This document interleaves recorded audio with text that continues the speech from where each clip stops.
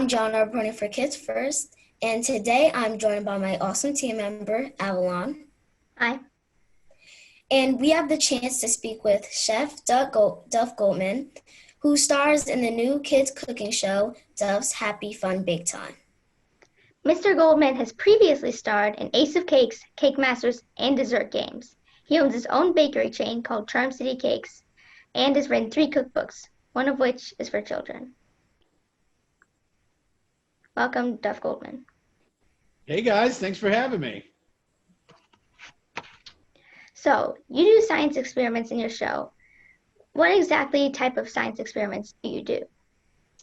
Well, what I'm trying to do is show people, kids and adults, kind of how cooking works.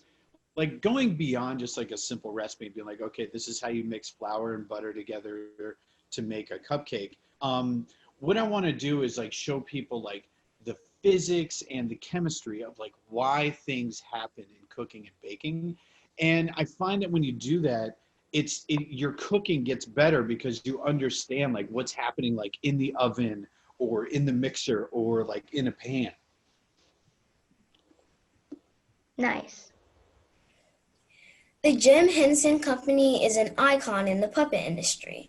What was it like to work with the Henson Company in creating this show? Oh man, it was a dream come true. So what happened was I was in my house and I was watching a kid show. I think I was watching Sesame Street and I was baking. And I was like, I wonder if people could do like a baking show, but with puppets like this. And so I called the Jim Henson Company. I was like, hey, I have this idea. And they're like, okay, write something out and, we'll take a look at it. And so I wrote like a whole episode and I brought it to them and they were in. They were really excited about it. And then like I got to go to the Jim Henson Creature Shop where they build like all the puppets and all the things and like watch like these characters that I came up with, like watch them like come to life, And like one day I walked in there and there was Couscous rolling around the floor talking to me. There was the dragon oven, like everybody was there. It's like they just created them out of thin air. It was amazing. Yeah, because the Jim Henson Company has like a lot of puppet show, like you said, Sesame Street and Muppets. So like I would see how you would do puppets with cooking because you like cooking. Yeah, right? Let's hope it works. You make lots of cool creations in the show. How do you prepare to make these creations? Well, what we did was, first we came up with each kind of like idea for each episode, like what we were going to talk about. So in one episode, we're talking about chocolate. In another episode, we're talking about pasta. In one of the episodes, we're talking about like salty versus sweet snacks. And so what we did was we kind of wrote the episode and then figure out what kind of food would make sense for each episode. Right? So what kind of pasta to make for the pasta episode and how to like, for example, in the pasta episode, what I'm really talking about is how pasta noodles are engineered based on what kind of sauce they're going to be served with. So, some pasta sauces, you want like something with like a corkscrew that can hold a lot of stuff, like with pesto, you want like a fusilli, like something like a spiral like that. But for like spaghetti, you want something long that the sauce is going to stick to a big long noodle. And so what we did was we came up with the dishes and then figured out which pastas we wanted to make to show how the engineering of a pasta noodle works. Sounds like a lot of fun. It was. It was delicious. As an accomplished chef, what made you interested in creating a show designed for a kid audience? Well, yeah, it's a good question. I work with kids a lot. I on the Kids Baking Championship, I work with kids there. And then also at my bakeries, we have kids coming in all the time decorating cakes. And I think like because I've been working so much with kids, I just kind of get it. Like I sort of I feel like I connect with kids really well because like I'm basically a kid, just in an adult body.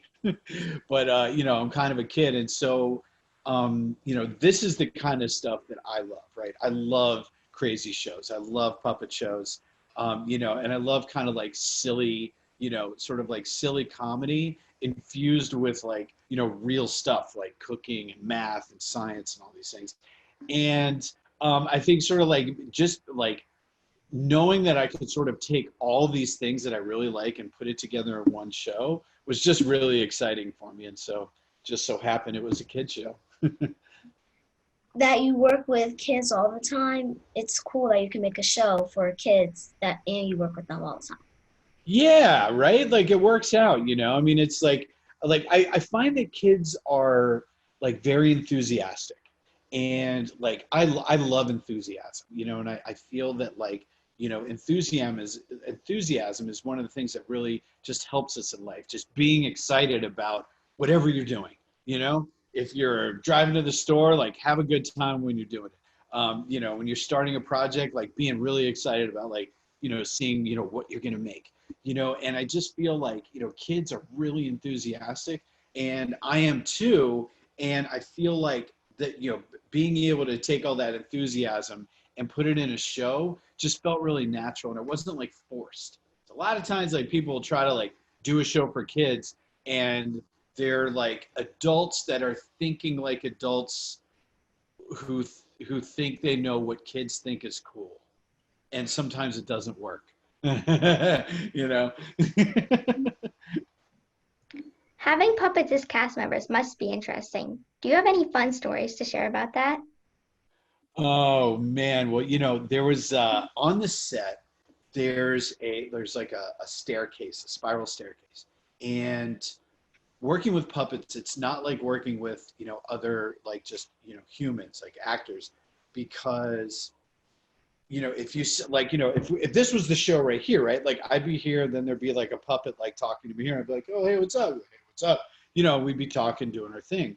Well, under the table, there's a puppeteer, right? And under the table, there's TV monitors. So the puppeteer who's laying on the floor can see what this looks like. So they know where to turn their puppet and how to make it look at me or look over here or look up, And so seeing like just like this crazy dance was really cool. And so what I used to do in between takes when the puppets were setting up, I would go and climb that spiral staircase, and it didn't go anywhere. It just ended. And I would sit up on that staircase and I would watch the whole sort of crazy dance. And one day, one of the puppeteers came over and was like, you're really patient, thanks. I know this takes a long time. And I was like, are you kidding? This is like a front row seat to the best show, right? Like getting to watch like the puppeteers, like, looking at their monitors and looking here and making sure like, you didn't see like the top of their head. So they're like this, you know what I mean?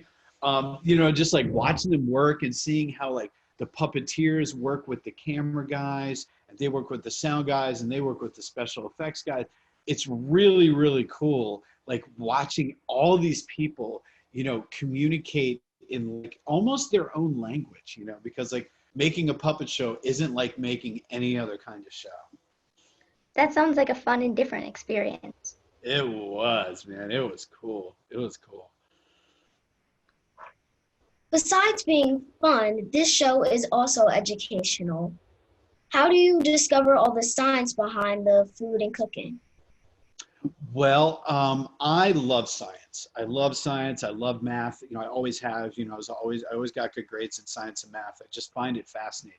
And when I started cooking, I found that like when I was in culinary school, I was asking a lot of questions that were more science questions than cooking questions. And throughout my career, I've been reading a lot of books, and I read a lot of books about science in the kitchen.